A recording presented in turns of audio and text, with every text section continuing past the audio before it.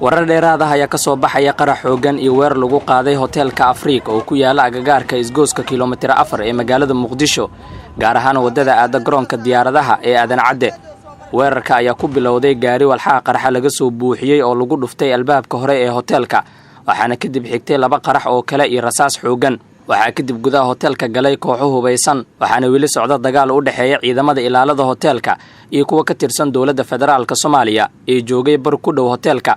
warar aan helnay ayaa sheegaya inuu jiro khasaare isugu jira dhimasho iyo dhaawac, balse ilaa hadda lama oga tirada rasmiga ah maadaama wili uu dagaalka socdo. afayeenka ciidanka booliiska Soomaaliya Sadiiq Aadan Cali ayaa sheegay in dad badan laga soo badbaadiyay hoteelka, balse uu rumaysan yahay inuu khasaare nafeed jiro, wuxuuna intaasi ku daray inuu wili howlgalka socdo.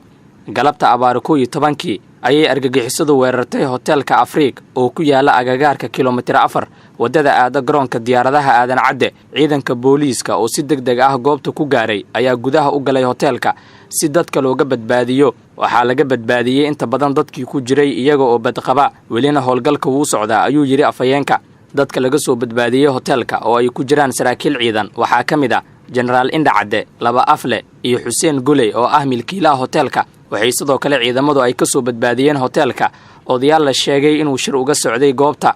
weli waxaa laga maqlayaa gudaha hoteelka rasaas xoogan, waxaana dagaalamaya ciidamada dawladda iyo kooxdii weerarka soo qaaday. kooxda Al-Shabaab ayaa sheegatay mas'uuliyadda weerarka, waxayna sheegtay in ciidamadeeda ay gudaha u galeen hoteelka Afrika oo ku yaala wadada aada garoonka diyaaradaha ee Aadan Cadde.